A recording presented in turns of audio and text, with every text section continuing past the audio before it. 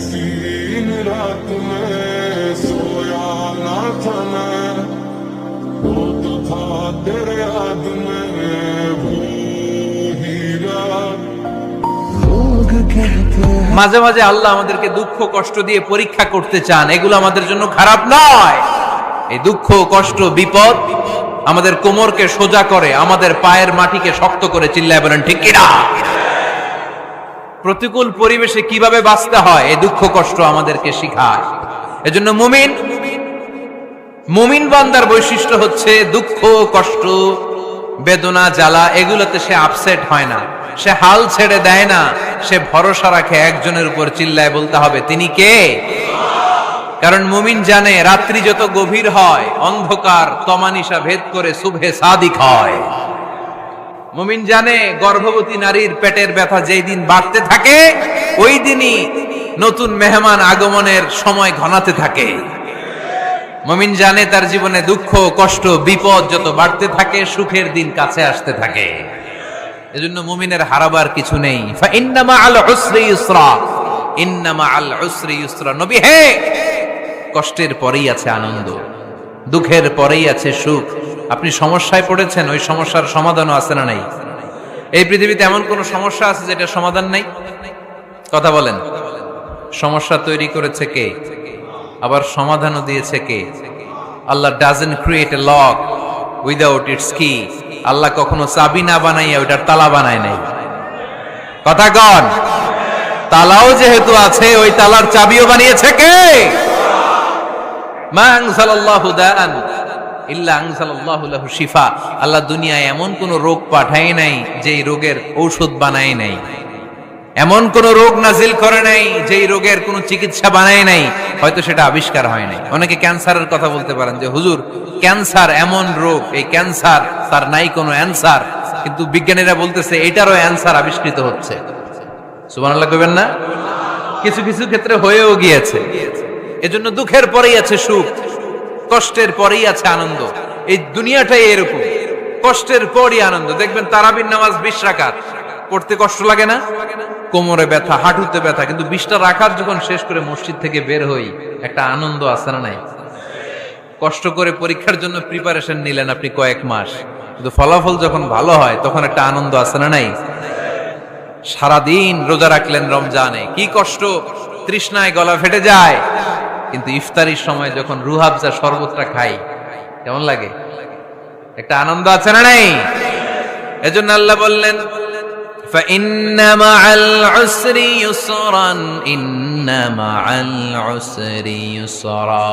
ও নবী, কষ্টের দিন মক্কায় অল্প কিছু দিন, মদিনাতে আনন্দের দিন অপেক্ষা করছে। আমাদের জীবনে যদি দুঃখ কষ্ট আসে আমরা ধৈর্য ধরবো, তাওয়াক্কুল করবো একজনের উপর, তিনি কে? কারণ আমরা বিশ্বাস করি কষ্টের দিন এটা চিরকালের জন্য নয়, সামনে আনন্দের দিন আমাদের জন্য সেট করে রেখেছে কে? বিপদে পড়লে ডাকবো কারে? আমাদের অসুস্থতাকে সুস্থতায় পরিণত করে দিতে পারে কে? চাকরির জন্য পাগল পারা, চাকরি নাই, চাকরির ব্যবস্থা করে দিতে পারে কে? বিদেশে যেতে মনে চায়, পাসপোর্ট দিয়ে রেখেছি, ভিসা নাই, ভিসা লাগায় দিতে পারে কে?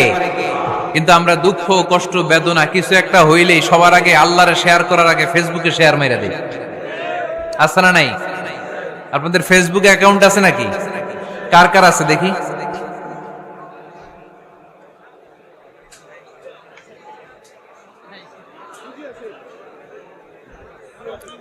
আছে আছে। এটার জন্য আমরা ভালো কাজে লাগাই, ঠিক কিনা? আপনি চাইলেই এমন ভাবে ফেসবুক ফ্রেন্ড লিস্ট করতে পারেন যারা ভালো ভালো জিনিস শেয়ার করে, যারা মোটিভেশনাল জিনিস শেয়ার করে, ইসলামের পক্ষে কথা বলে। আপনার এক একটা শেয়ারে অনেকের জীবন বেঁচে যেতে পারে, ঠিক কিনা? একজন মুমূর্ষ রোগীকে বাঁচাতে রক্তের প্রয়োজন, রক্তের গ্রুপ এ পজিটিভ। যারা রক্ত দান করতে আগ্রহী তারা এই নাম্বারে যোগাযোগ করুন। ফেসবুকে মাঝে মাঝে এরকম নিউজ আসে না নাই? আপনি just you put down in share, শেয়ারের মধ্যে একটা পুট করে দিলেন, একটু শেয়ার মেরে দিলেন, ছড়িয়ে পড়লো হাজার হাজার ফেসবুক ফ্রেন্ডদের কাছে। তাদের অনেকে ব্লাড দিতে আগ্রহী, সে তাড়াতাড়ি যে সেখানে ব্লাড ডোনেট করে আসলো। আপনার একটা শেয়ারের কারণে বেঁচে গেল অনেকগুলো প্রাণ। চিল্লা এখন ঠিক কিনা? রক্তদানের মতো শ্রেষ্ঠ ইবাদত হতে পারে? আমরা মনে করি শুধু জিকিরই ইবাদত। আমরা মনে করি শুধু নামাজই ইবাদত। রক্তদান, এক ব্যাগ রক্ত থেকে অনেক মানুষকে বাঁচানো যায়। এর মধ্যে আছে হিমোগ্লোবিন, এর মধ্যে আছে প্লাটিলেট, আছে প্লাজমা। রক্তে একটা উপাদান আছে প্লাজমা, নাম শুনছেন? আগুনে পোড়া রোগীকে বাঁচাতে এই প্লাজমা লাগে। হসপিটালের বার্ন ইউনিটে যেয়ে দেখবেন মানুষ কিভাবে চিল্লায়। নুসরাত নামে একটা মেয়ে মারা গেল না, এক বদমাইশের কবলে পড়ে মারা গেল না? তাকে আগুন জ্বালিয়ে দেয়া হয়েছিল তার গায়ে, তার প্লাজমা গুলো জ্বলে গিয়েছিল। আগুনে পোড়া রোগীর যে কি কষ্ট, একটু দেখার জন্য হসপিটালের বার্ন ইউনিটে যাবেন, দেখবেন যে কি কষ্টে আছে তারা। এই প্লাজমা গুলোকে অনেক সেন্টিগ্রেড তাপমাত্রা নামিয়ে ঠান্ডা করে দেহে পুশ করা হয়। আপনার এক ব্যাগ রক্ত থেকে প্লাজমা আলাদা করা হবে, প্লেটলেটস আলাদা করা হবে, হিমোগ্লোবিন আলাদা করা হবে, শ্বেতকণিকা, লোহিত কণিকা আলাদা করে অনেকগুলো মানুষ বেঁচে যাবে। এজন্য ফেসবুক থাকাটা দোষের কিছু না, তবে ভালো কাজে আমরা ব্যবহার করব, ঠিক কিনা? আপনার ফেসবুক শেয়ারিং আপনার জান্নাতি বানাতে পারে, আর আপনার ফেসবুক শেয়ারিং আপনার জাহান্নামের লাকড়ি বানাতে পারে। চিল্লায় বলেন ঠিক কিনা? So the decision is yours. সিদ্ধান্ত আপনাকে নিতে হবে, আপনি কিভাবে করবেন। যে কোনো বিপদে ওয়া ইলা রাব্বিকা ফারগাব, কোন দিকে মনোনিবেশ না করে কার দিকে মনোনিবেশ করব? যে কোনো বিপদ আপদ ফেসবুকে শেয়ার করার আগে শেয়ার করব কার কাছে? আমাদের যার যা লাগে আল্লাহ সবও যদি দিয়ে দেয়, আল্লাহর ধনভাণ্ডারের 1 ইঞ্চিও কমবে? হাদিসে কুদসিতে আল্লাহ বললেন, লাউ আন্না আউওয়ালাকুম ওয়া আখিরাকুম ওয়া ইনসাকুম ওয়া জিন্নাকুম, পৃথিবীর সব জিন, পৃথিবীর সব মানুষ বিশাল মরুভূমিতে দাঁড়িয়ে যদি আমার কাছে চাইতে শুরু করে, আল্লাহ এটা দাও, ওটা দাও, ওটা দাও, আমি আল্লাহ তোমাদের সব চাহিদাও যদি মিটিয়ে দেই, আমি আল্লাহর ধনভাণ্ডারের 1 ইঞ্চিও কমবে না। এজন্য চাইবো কার কাছে? বিপদে আপদে ভরসা করব কার কাছে?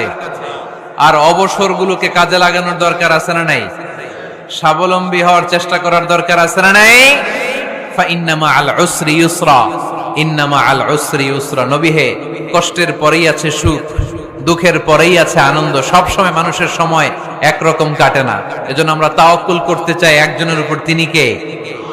বিশ্বনবী বলেন, লিকুল্লি নবিয়্যিন দাওয়া মুস্তাজাবা। এই দুনিয়াতে সব নবীদের একটা করে মুস্তাজাবুদ দাওয়া আছে। আল্লাহ বলেছে, ও নবী, একটা করে স্পেশাল দোয়া করার সুযোগ পাবা, দোয়াটা করা মাত্রই কবুল করে নেব।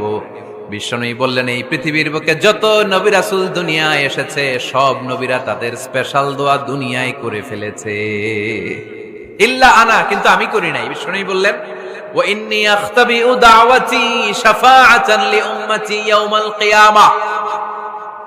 আমি আমার স্পেশাল দোয়াটা করি নাই, আমার স্পেশাল দোয়াটা আমি আমার গুনাহগার উম্মতকে বাঁচানোর জন্য কিয়ামত পর্যন্ত রেখে দিয়েছি।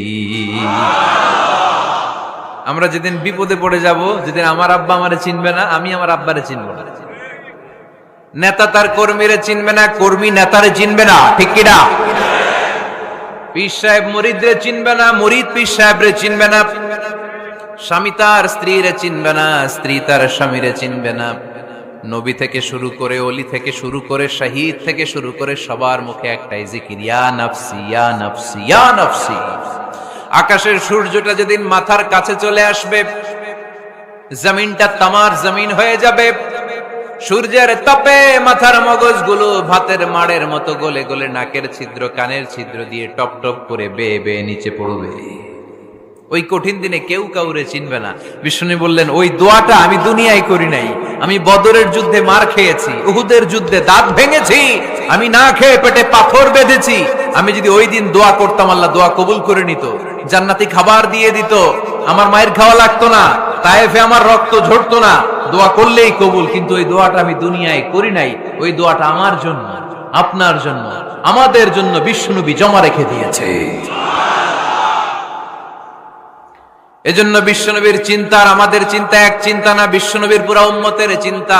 কিয়ামত পর্যন্ত যত মানুষ আসবে সবাই আমার উম্মত, না জানি তাদের নসিবে কি হয়ে যায়। এই চিন্তার বোঝা বিশ্বনবীকে কাবু করে ফেলেছিল। আল্লাহ বললেন, নবী, নো টেনশন, কোনো টেনশন নাই, আপনার এই চিন্তার বোঝাকে আপনার পিঠ থেকে আমি আল্লাহ নিজ দায়িত্বে সরিয়ে নিলাম। এজন্য আল্লাহ বললেন, আলাম নাশরাহ লাকা সাদরাকা ওয়া ওয়াদা'না আনকা বিজরাক আল্লাযী আনকাযা যাহরাক, যেই চিন্তার বোঝা আপনাকে কষ্ট দেয়, যেই চিন্তার বোঝা আপনারে পেরেশান করে তোলে, আপনার পিঠ থেকে ওই চিন্তার বোঝা নবী আমি সরিয়ে নিলাম। কি দিয়ে সরিয়ে নিল? কোরআনের আলো দিয়ে। আওয়াজ করে বলতে হবে, কি দিয়ে? বিশ্বনবী মক্কায় দেখতেন মূর্তির পূজা হয়, আল্লাহর ঘরের ভিতরে 360টা মূর্তির পূজা। বিশ্বনবী দেখতে পেলেন দুর্বলের উপরে সবলের অত্যাচার, বিশ্বনবী দেখতে পেলেন নারীদেরকে অত্যাচার করা হয়। কন্যা সন্তান হলে বাবা তার মেয়েটাকে নিয়ে জঙ্গলের ভেতরে ঢুকে কিংবা মরুভূমির ভেতরে যে জীবিত দাফন করে দেয়। ওয়াইদাল মাউউদাতু সুইলাত ওয়াদুল বানাত, বিশ্বনবী এগুলো দেখতেন চারপাশে। দেখে এই পথহারা জাতিকে কিভাবে উদ্ধার করবেন, কি দিয়ে উদ্ধার করা যায়, এই টেনশনে বিশ্বনবীর পিঠ বাঁকা হয়ে গিয়েছিল। উপমা বাঁকা হয়ে গিয়েছিল, বিশ্বনবী সব সময় পেরেশান থাকতেন।